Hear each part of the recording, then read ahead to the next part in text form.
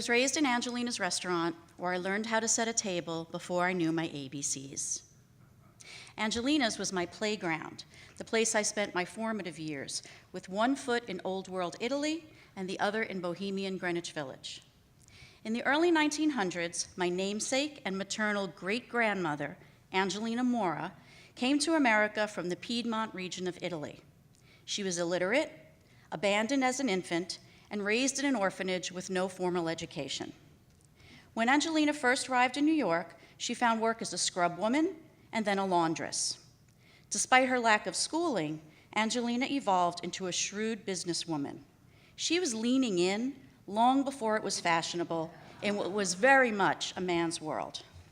She literally stuffed her mattress until she had enough cash to purchase a small rooming house in Greenwich Village. Then she sent for her 12-year-old daughter, Emilia, and put her to work in the rooming house.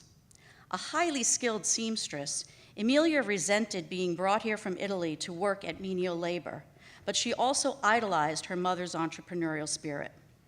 In the 1920s, Angelina ran a speakeasy, and then, when Prohibition was lifted, she opened Angelina's restaurant and gave it to her daughter, Emilia.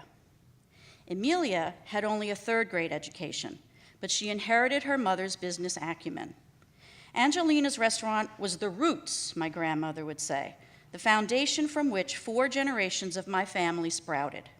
It was also the beginning of what Emilia would turn into a small empire over her 55-year matriarchal reign.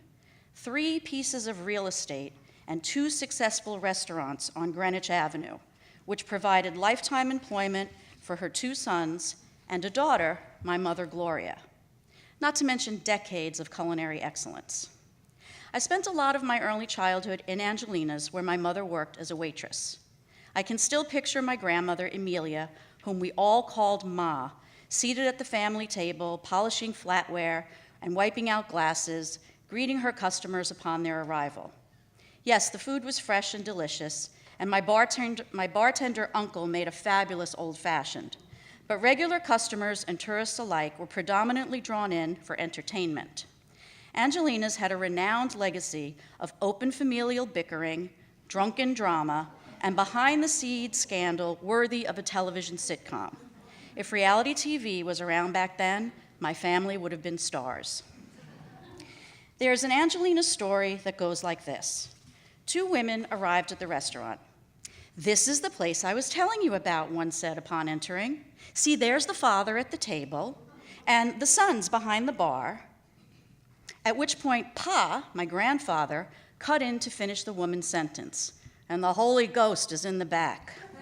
He was referring to Ma, but Pa did not realize she was right behind him. "Good evening," Ma said, never breaking her smile as she bopped Pa on the back of his head. "Table for 2?" I would mimic Ma when I was in the restaurant, walking from table to table, chatting with the customers, and I was often invited to pull up a chair. The customers couldn't resist my stories. Innocent revelations of family secrets. Shocked and delighted, they gave me their undivided attention, eyes wide, mouths open. Nervous and unsettled, Ma would strain to hear from the family table, twisting a napkin before summoning my mother in Italian, hiding the fury behind her glorious smile. "Get her away from my customers. She's telling them everything." "Angela," my mother would sing, "come here now. Don't bother the customers."